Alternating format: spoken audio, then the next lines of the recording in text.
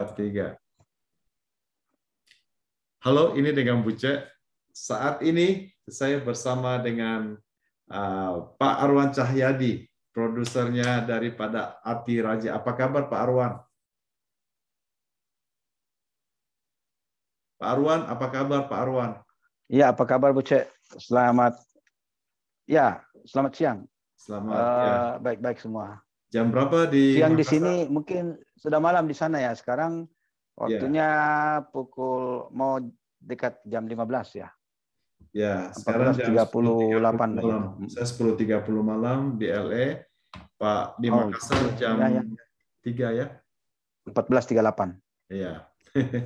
Apa kabar Bu Cek? Bagaimana LA? Ya, begitulah mulai agak ini sudah mulai masuk Natal, di mana-mana orang hias rumahnya dengan lampu-lampu Natal ya. Tentu juga di Makassar juga lagi berbahagia nih ya Pak Arwan ya. Karena Ati Raja menang. Sepertinya pemerintah sedang membatasi, khawatir agak banyak liburan sehingga PPKM ya istilahnya masih diperketat gitu. Oh begitu, lagi diperketat. Nah, ceritanya sedikit. Jadi Pak Arwan sudah baru balik dari kantor wali kota nih, udah ketemu dengan Pak Wali Kota, Gubernur, atau bagaimana? Iya. Ceritanya sedikit. Saya ceritain sedikit bagaimana perjalanan kita. Ya. Jadi awal kisah kita itu menggarap film ini berdasarkan keinginan daripada seorang teman budayawan yang mempunyai bakat teater. Kalau bakat teater kan kurang lebih itu tampilannya kurang lebih sama dengan skenarionya semua disusun ya seperti layaknya film gitu ya. Nah itu foto yang Anda tampilkan itu adalah foto daripada sutradara kita, Saifuddin Bahrun yang sudah almarhum. Syukur sempat dia lihat filmnya diputar di bioskop.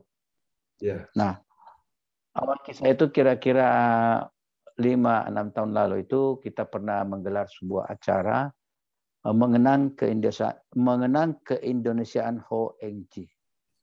Waktu itu kurang lebih hadirin undangan yang hadir itu kurang lebih 200-an orang lah. Ini orangnya nih Ho Eng Ji. Dan semua cukup antusias. Tapi itu kita lupakan untuk sekian tahun.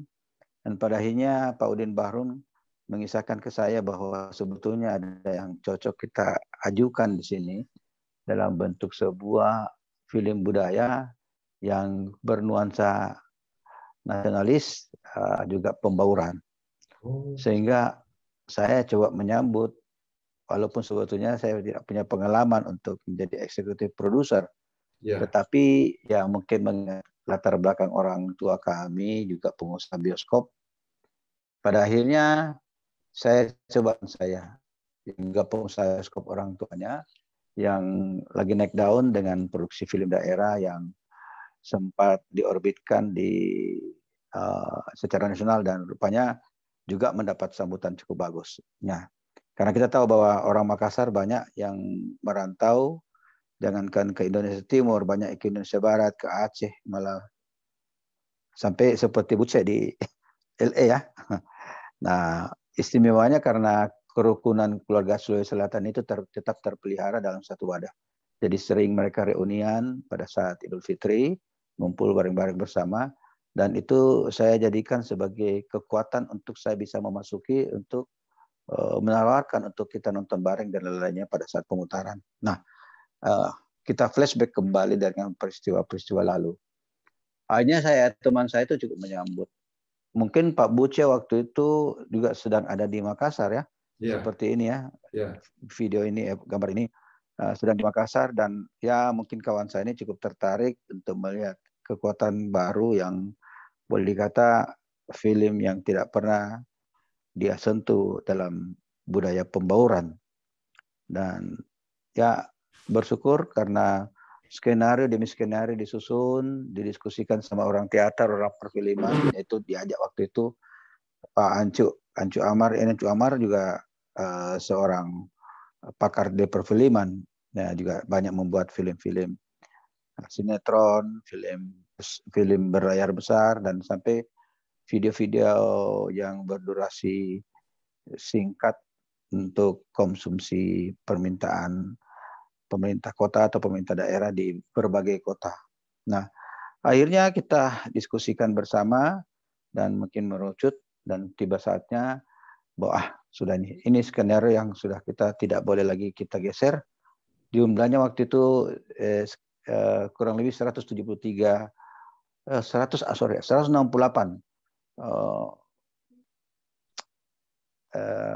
penggalan skenario yang disusun, dan pada akhirnya kita tiba persoalan budget dan lain-lainnya. Ya, mengingat ini juga budget bukan kurang-kurang, karena itu juga banyak hal-hal yang ditampilkan berupa vintage, barang-barang tua yang bahkan syuting film-film di bioskop, bukan di bioskop, maaf, di bangunan tua itu ya terbilang di Makassar tidak begitu banyak. Bergaya kolonial juga ada, tapi bergaya Cina juga ada, tetapi mungkin kalau kebosanan itu terjadi kalau itu berulang terus, pada akhirnya kita minta waktu 1 bulan lagi untuk mencari, dan pada akhirnya lokasi syuting kita sudah tetapkan. Ya, iya, mendahului juga itu jadi persoalan juga, kita mencari figuran, siapa yang jadi pemain utama, pemain pendamping, tapi semua kita godok, kita lakukan itu melalui sebuah sesi yang kita katakan bahwa uji apa namanya? Uji kemampuan lah. Dan kita casting, pada akhirnya kita mendapatkan figur yang cocok seperti jadi bintang utama sekarang. Satu pemeran sebagai HONG. Kebetulan dia juga bisa menyanyi, bagus sekali. Percakapan bahasa Makassar juga oke. Kemudian kita juga mendapatkan keluarga dari putri seorang Nona Desi namanya. Nama anaknya Kiki, itu juga kita ajak karena dia juga punya kelebihan dalam menyanyi lagu daerah, boleh. Cantik juga oke. Kemudian terbilang sangat serasi, sepadan sebagai adik kakak dan sama si Kiki ini. Lalu kita mendapatkan usulan dari seorang bintang iklan di Jakarta yang namanya Jennifer Tungka. Jennifer Tungka ini juga asal Makassar, tapi lama di Jakarta, sempat dia jadi bintang iklan untuk sebuah atau 2 buah film. Terakhir kita dapatkan juga dari mahasiswi perguruan tinggi Universitas Atmajaya di Makassar, namanya si Cesia. Yeah. Ini menjadi kombinasi, dan juga ada satu orang yang menurut kita tepat sekali, itu namanya Isi. Isi ini seorang gadis anak Makassar, tetapi rambutnya agak keriting. Dia bintang Rising Star waktu itu. Rising Star yang biasa dilakukan oleh Indosiar barangkali ya. Nah itu menjadi lengkap 4 yang kita ajukan. Kemudian pemeran-pemeran figuran lainnya kita ajak teman-teman dari komunitas kebudayaan, akademisi, seni teater. Kita libatkan semua. Semua kita libatkan, sampai ya politikus juga ada di situ, pengusaha juga ada di situ. Semua kita libatkan. Banyak kita susun, dan pada akhirnya kita menetapkan hari H di mana kita mulai bekerja. Waktu itu saya memilih tanggal 8 Agustus 2018. 2018 betul. Nah, lalu yang menjadi persoalan tadi mengenai budget kita sudah selesai, mengenai casting sudah selesai, hari hanya sudah selesai. Semua aksesoris, aset daripada benda-benda yang antik lah atau yang berusia tua kita sudah dapatkan juga, semua sudah berjalan. Nah, akhirnya kita menetapkan untuk kita memulai. Nah, saya bergening kepada sutradara, bagaimana kalau mengawali daripada peristiwa tersebut, kita membuat semacam ritual cap gome, di mana saya ingat waktu kecil ritual cap gome ini banyak iring-iringan arca-arca dewa yang keliling di kota, yang memberikan kepercayaan kepada penghuni atau masyarakat perkotaan itu bahwa pertanda kesuburan, perekonomian baik, dan lain-lain. Nah, jadi yang jadi persoalan juga karena kita tidak serta-merta hanya bisa mengangkat barang-barang sakral yang ada di kelenteng atau wihara. Ada pro dan kontra terhadap penggunaan karena tidak mesti biasanya. Barang-barang ini kan umumnya keluar pada waktu perayaan Cap Gome 2 minggu setelah Imlek. Tetapi ini kita tidak ada hubungannya dengan ritual Cap Gome yang sebenarnya. Betul. Nah, lalu ada kawan kita yang masih cukup muda namanya Felix. Kebetulan dia membina sebuah wihara dan mereka mencoba meminta izin ke dewa. Seperti kalau orang-orang Tionghoa yang ngerti atau beragama Konghucu, biasanya dia meminta izin dengan jalan ditandakan dengan 2 keping kayu. Jadi kayu itu ada yang datar, ada bungkuk. Jadi 2 benda datar dan bungkuk. Kalau dia posisinya begini, itu oke. Kalau begini ya tidak setuju. Kalau begini ya tidak ada jawaban. Nah, kalau ini tidak jawaban, kita masih berpeluang untuk lempar sekali lagi 2 keping itu, 2 keping kayu itu sampai kalau oke lah, kalau tidak ya tidaklah. Ternyata gayung bersambut rupanya peristiwa itu, ritual itu dilakukan dengan sejumlah tokoh-tokoh agama, tokoh-tokoh kelenteng tersebut disaksikan dan rupanya setuju. Nah, tiba saatnya saya berpikir, ini kan dewa-dewa ini kan hampir tidak pernah keluar dari lingkaran Chinatown ya. Nah, kebetulan saya ingin memasuki dalam kawasan yang menurut saya juga penuh dengan spiritual. Kita tahu bahwa Fort Rotterdam atau Benteng Ujung Pandang itu punya cerita yang luar biasa di mana sejumlah banyak orang korban karena meninggal pada peperangan, banyak orang dipenjarakan dan nasibnya tragis. Dan saya pikir itu kekuatan magic yang sungguh luar biasa. Sehingga saya minta kepada kepala kelenteng itu, kepala wihara itu, ayo dong kita sama-sama permisi di tanggal 7 sehari sebelumnya. Jadi tanggal 7 Agustus kita permisi dan rupanya oke, berlanjut aman, tentram. Kita syuting jam 8 pagi sesuai rencana. Karena saya suka angka 8 ya. Angka 8 itu kalau kita membuat lingkaran itu tidak pernah putusnya itu. 7 ya putus, 6 ya putus, 5 ya putus, 3, 2, 1.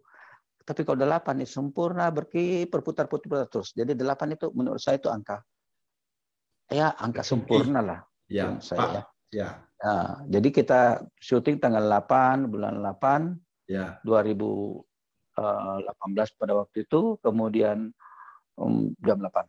Nah, waktu itu ya namanya start point-nya itu harus meriah. Saya undang beberapa pejabat yang juga sebagai pejabat berpakaian berpejabat di tahun 30-an, 40-an. Kemudian beberapa orang-orang Belanda, orang-orang pokoknya berkulit putih lah. Cari ke sana kemari juga ada kawan-kawan lama, terus ada beberapa pendeta, ya maklum lah, ada beberapa pastor, juga kita memberikan ruang untuk bisa tampil di media, khususnya di bidang perfilman. Lalu kita libatkan anak sekolah, kebetulan saya membina anak sekolah, ada satu sekolah saya, yayasan saya namanya Yayasan Pendidikan Tunas Bangsa, saya kerahkan murid kurang lebih 200, gurunya tentunya ada juga. Lalu, tak kalah pentingnya, P2TM di sini kita organize sedemikian rupa supaya kita punya nona-nona sama bapak-bapak itu hadir dalam jumlah banyak untuk memeriahkan tontonan peristiwa itu. Oh, gitu. Ya, ada becak hias, ada barongsai, ada liang-liong, menjadi sebuah kekayaan budaya di Makassar pada waktu itu. Kira-kira itu permulaan kisah kita. Nanti kita lanjut lagi atau lanjut sekarang? Ya. Jadi saya ada sedikit potong sedikit ya.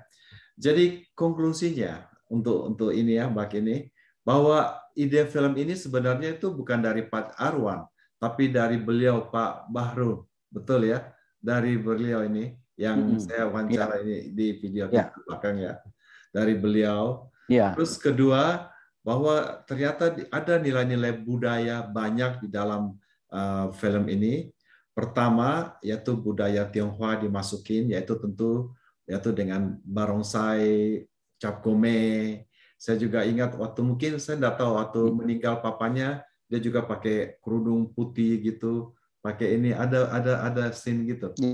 Ya, gitu ya. Terus juga ada dari peranakan Tionghoa Makassar juga masuk.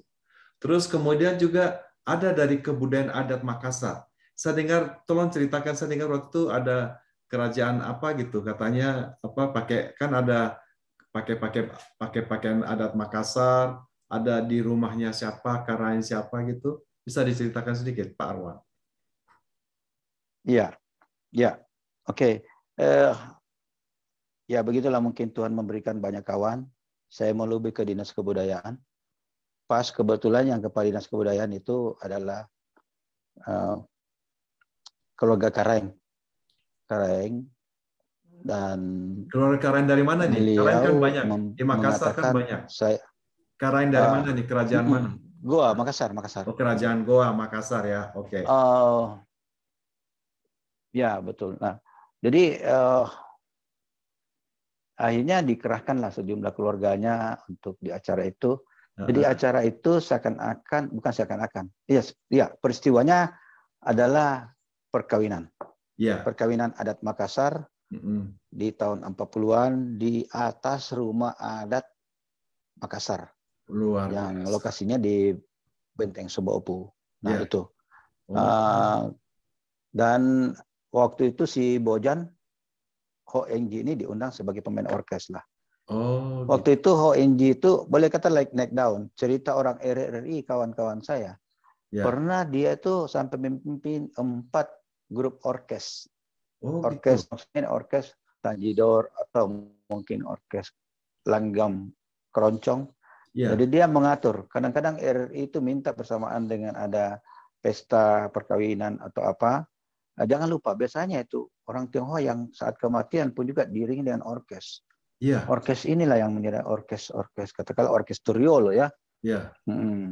Jadi memang cukup padat agendanya Ho Engji sampai dia mempunyai 4 grup musik. 4 grup musik. Jadi kalau grup pemerintahan dia seperti ini ya. Dia jadi juragan lah mengatur.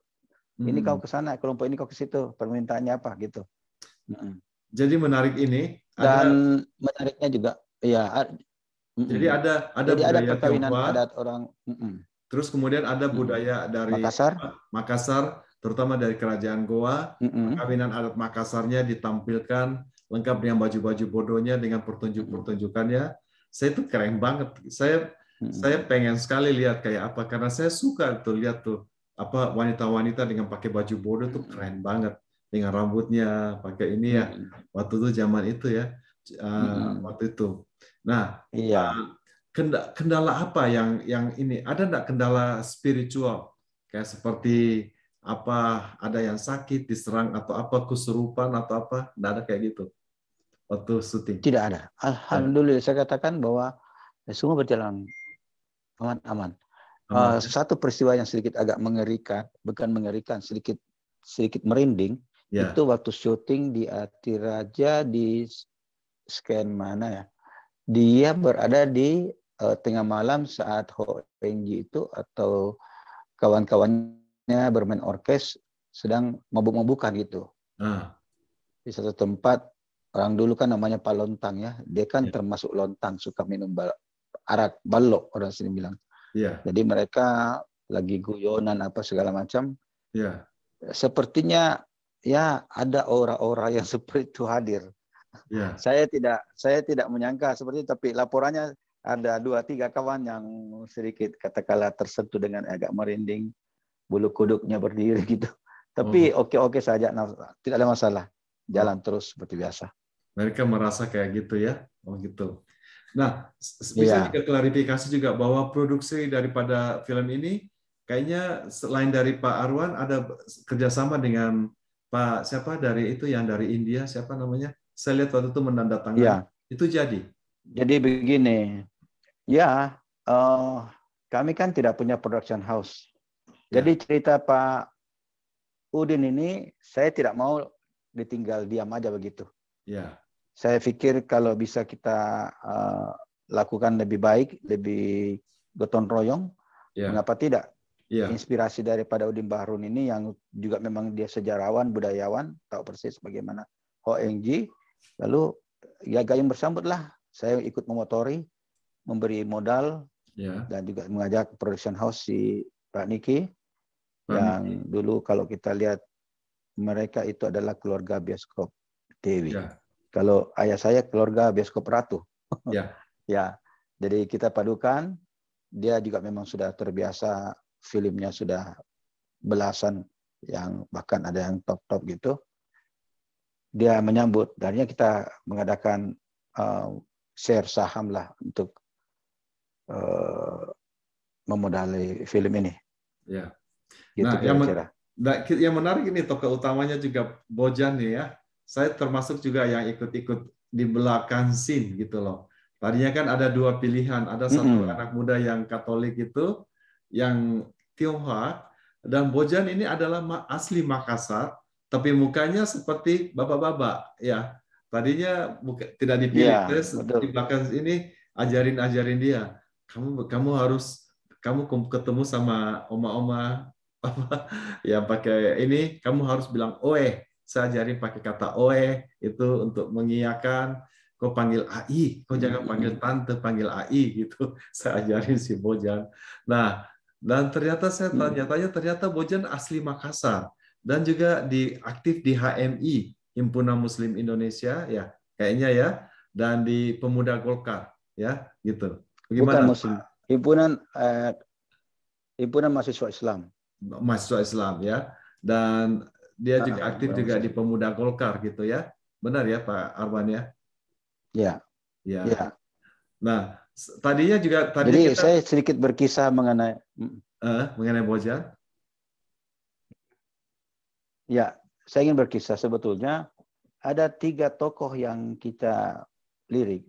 Pertama adalah Pak Pendeta yang kita sebut dengan Andy Simon. Andy Simon ini lagi naik daun di Papan.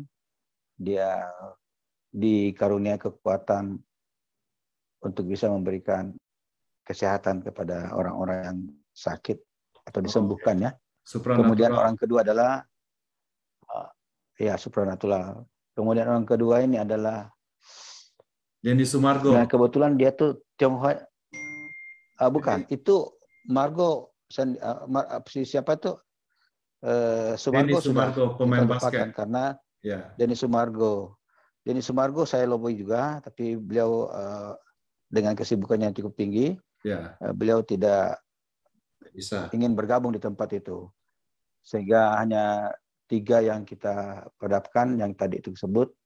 Satu ini bukan anak Makassar, bukan Tionghoa Makassar, tapi ada Manadonya sedikit. Jadi bukan pure sebagai anak Makassar, Cina Makassar, Tionghoa Makassar. Lalu Bojan sendiri. Dari semua katakanlah dewan juri, oma-oma, nenek-nenek, semua saya ikut melibatkan untuk dia terlibat dalam memberikan penilaian. Sepertinya saya berpikir lain. Saya fokus ke Bojan. Yang lainnya kurang mensupport karena ya Bojan bukan Tionghoa ya. Saya bilang kurang apa Bojan? Dia wajah oriental iya. Makassar iya. Aktivis iya. Saya rasa dalam percakapan, dalam pergaulan dia lebih daripada figur lainnya. Nah itu sebab pada akhirnya saya sedikit memaksakan karena ya hak otoriter juga ada sama saya. Saya bilang tidak, pilih Bojan. Nah itulah Bojan sampai sekarang. Dan saya kira pilihan yang tepat ya. Jadi walaupun tidak pernah main movie sama sekali, ini pertama kali, tapi kayaknya dia bisa menjiwai dan memerankan tokoh HONG itu ya. Itu ya Pak Arwan ya.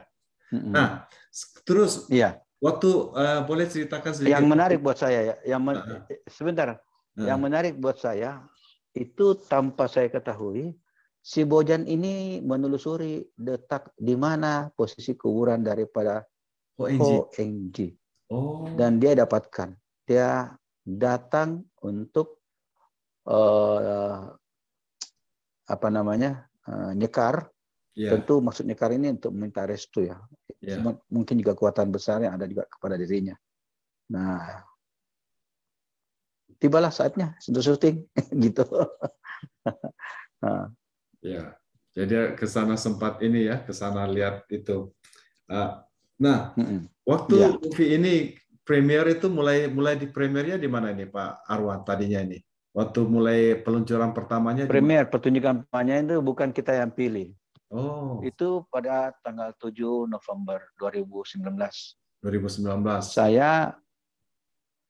Saya ke sana kemari dengan XX1 untuk meminta tanggal penayangan, dan itu hampir 2 bulan 3 bulan digodok. Dan pada akhirnya saya menemui Ketua DPRD Provinsi bahwa ada film kami putar momentum ulang tahun provinsi bulan November waktu itu ya.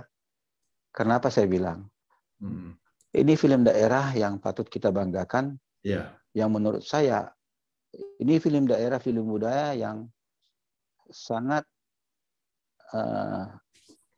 syarat muatan lokal, juga budaya seni, pembauran dan nasionalisme di situ. Itu sebab saya sedikit ngotot kepada Pak Rum waktu itu, tolong buatkan surat Pak Rum supaya bisa melobi kepada XX1 di bulan November kita putar ini. Ya, dalam kunjungan 3-4 kali ke Jakarta untuk melobi, dan pada memang benar dia menjatuhkan pilihan pada tanggal 7 November. Nah, segera kita bekerja karena waktunya sudah kasih tinggal 3 mingguan barangkali, 3 mingguan untuk mempersiapkan promosi dan lainnya. Dan keterbatasan waktu, kerja maksimal yang kita lakukan, promosi ke sana kemari, media cetak elektronik, juga media-media lainnya, sosmed, dari sejumlah kawan-kawan yang suka bermain di sosmed. Akhirnya kita dapatkan satu settingan menurut saya cukup bagus sekali. Di mana di situ hadir gubernur memberikan sambutan support kepada Atiraja. Ketua KKSS juga ikut memberikan sambutan. Kemudian ada juga di situ si Raffi Ahmad, ada si Ayu Ting Ting dan Dewi Persik. Ini teman-teman semua yang menghubungkan kepada 3 artis itu. Sampai berkomentar dalam durasi kurang lebih 2 menit sebagai bahan iklan untuk dipromosikan ke sana kemari. Nah, menariknya Bu Ce, waktu itu tanpa sangka ya, ternyata itu adalah hari ulang tahunnya Bapak Gubernur. Oh, gitu. Pas peluncurannya. Pas hari ulang tahunnya Bapak Gubernur. Pas peluncurannya. Dan rupanya gayung bersambut. Ini Gojek melihat aplikasi Gojek melihat sebagai sebuah peluang untuk berpromosi. Akhirnya dilobi ke kita bagaimana kalau tontonan perdana itu kami penuh dengan semua pengemudi Gojek. Untuk satu ruang apa namanya, satu ruang bioskop. Berlebih 100 kursi di blok sama dia, dan akhirnya juga Pak Gubernur cukup merestui, dan unik kita membuat acara ulang tahun di bioskop 21 pada waktu itu. Ya. Nah, ini belakang ini yang jadi, menarik ini. Kita syuting 8 Agustus. 8 Agustus diputar 1 tahun kemudian. Syuting 8 Agustus. Ya. Terus, nah ini Pak Arwan, perdananya 7 November. Saya potong sedikit. Nah, kita masuk ini di gambar di belakang ini. Akhirnya nih. Gimana ceritanya kok tiba-tiba ini dihubungin sama siapa? Mulai taunya bahwa masuk dalam nominasi dihubungin. Iya. Jadi kira-kira 6 bulan sebelum hari H, memang saya sudah pernah dapat info bahwa Atiraja masuk dalam seleksi pada waktu itu mungkin kurang dari 200 film. Belum sampai 200. Nah, Lembaga Film dalam sambutannya menyampaikan bahwa tahun 2020 dia tidak melakukan award, anugerah. Baru dilakukan 2021. Dan tahun itu diharuskan untuk harus ada anugerah. Karena makin bertumpuk filmnya kan. Ya, film itu ada yang produksi, tapi ada yang sudah masuk studio. Semua barang jadi untuk bisa dilempar dalam dilombakan. Yang kebetulan mungkin pandemi juga ada yang buat, tapi kondisi tidak begitu normal. Tetapi barang-barang yang jadi sudah bertumpuk sampai hampir 300-an film. Apa itu? Dan sudah, saya artinya lupakan apa saja nih? karena Sebentar Pak Arwan. Apa itu yang 200, 300 itu apa? Tadi saya tidak jelas. Itu apa itu? Tadi judul film. Judul film. Jadi ada 300 judul film yang mau itu diseleksi. Disaring. Disaring. Dari 300 film itu disaring berapa film? Semua, jadi ada kategorinya 13 tahun ke atas, ada 17 tahun ke atas. Kemudian ada juga film sinetron dengan berbagai kategori. Tapi saya fokus saja ke film kita. Kita padanya mendapatkan 1 di antara 5 nominasi. Ya, jadi ada 5 film yang masuk nominasi. Yang dilombakan pada saat anugerah itu. Gitu. Award, ya, penghargaan itu.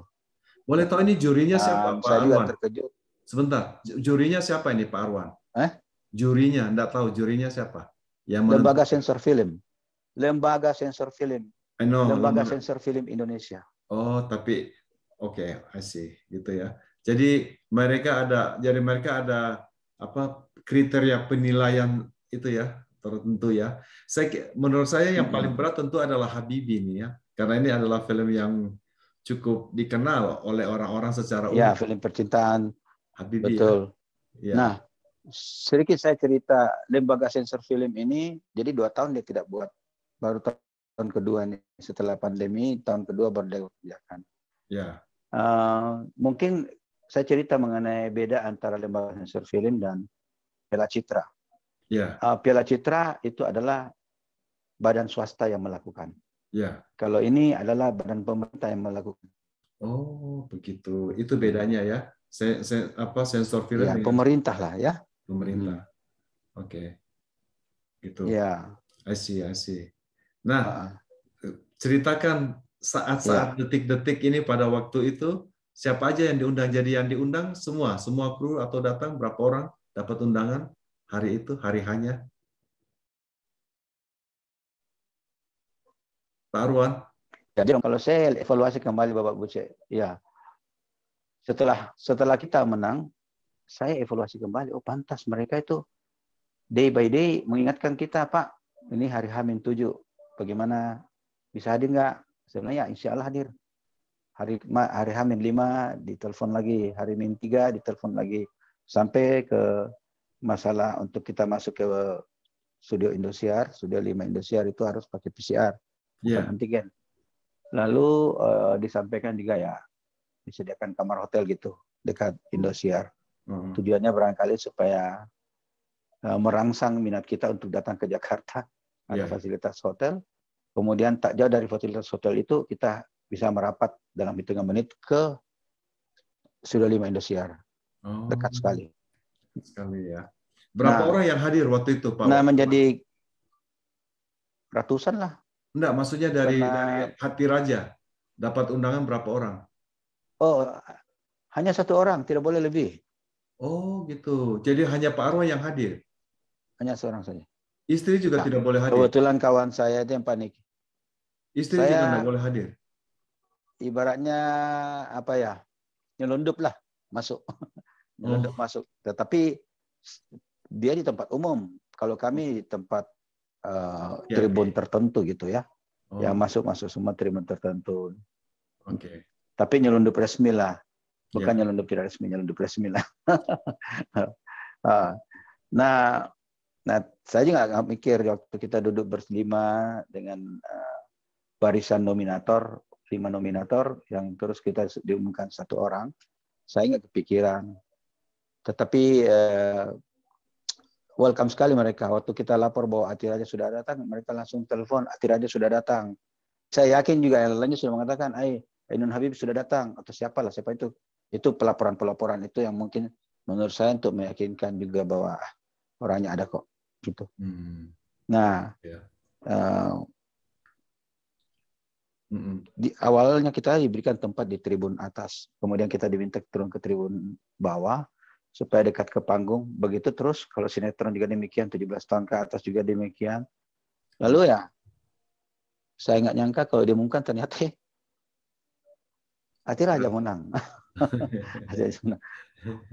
Saya harus sekali. Kalau yang di gambar terakhir ini yang ada, itu sebetulnya sudah lepas harus saya tuh. Harus saya untuk mulai pegang piala dan naik ke panggung yang nggak pernah saya bayangkan bahwa saya akan di sejumlah kamera, lighting, dan juga Indosiar pada waktu itu. Saya pikir, aduh, luar biasa ini. Sampai saya bercakap singkat saja. Tapi ya mudah-mudahan itu sudah berarti. Sebagai komentar saya terhadap hadirnya film yang bagus yang menang dalam peristiwa itu. Nah, apa yang diharapkan selanjutnya dari setelah ini?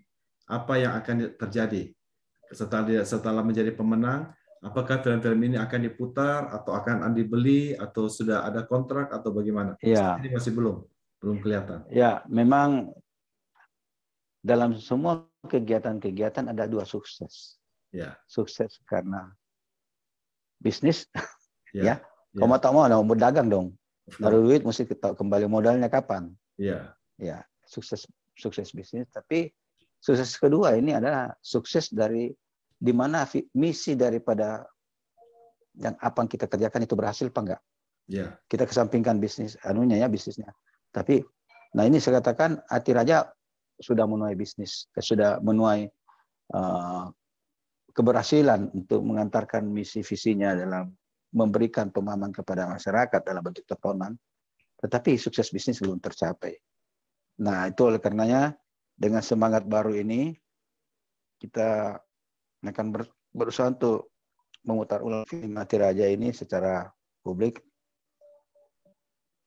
Dan saya juga sedang mengadakan perundingan dengan Indosiar untuk bisa diputar di momen Imlek. Mudah-mudahan itu terjadi. Ya. Saya juga ada sampaikan, ada WhatsApp seperti Pak Arwan tahu, saya ada WhatsApp pribadi dengan Pak Edi Sari Atmaja, dan beliau ada menyampaikan menitip untuk Pak Arwan, mengucapkan selamat atas menangnya movie-nya kata beliau. Ya, moga-moga ada perhatian dari beliau juga untuk ya, terima kasih. Saya sempat lihat. Ya, gitulah sedikit Pak Arwan. Jadi ada yang yang menarik buat saya Pak, itu yang kan sempat saya tanya-tanya kepada Dewan Juri, apa yang membuat mereka pilih Atiraja menjadi sesuatu untuk sensor ini. Ya, dia katakan film ini unik, kaya dengan budaya, kaya dengan seni, kaya dengan pembauran, di situ ada pembauran, kaya dengan nasionalisme, karena katakanlah walaupun kulitnya kuning, orang Tionghoa, tetapi nasionalismenya tidak diragukan lagi ya. Kemudian ada lagi di situ, ini film era-era 40-an, 50-an, sulit sekali sekarang kita temukan film seperti itu. Tetapi saya lagi tambah satu lagi, Bapak Uce. Atiraja, film yang berjudul Atiraja ini kan tadinya kita ngambil dari judul lagu yang namanya Atiraja. Ya, di mana syair pertama daripada lagu Atiraja itu memuji keagungan Tuhan. Sere-sere ji Batara Baule. Ada 2 keagungan Tuhan yang luar biasa dia sampaikan. Nah, ini saya katakan itu adalah kekuatan barangkali yang melebihi daripada film-film lain. Ya, saya setuju. Kira-kira gitu. Ya, terima kasih Pak Arwan untuk waktunya. Saya rasa Pak Arwan mau perlu beristirahat. Saya menunggu. Saya belum lihat movie-nya. Lalu Saya sudah tunggu permintaan banyak bertahun-tahun. juga. Kenapa tidak diputar? Ya, saya harap akan diputar di LA. Ya, Saya berharap mudah-mudahan akan masuk Netflix atau saya ketemu berharap lagi. masuk di dalam festival ya untuk movie ini. Tahu tuh berarti. Kenapa Pak Arwan? Suaranya agak keras.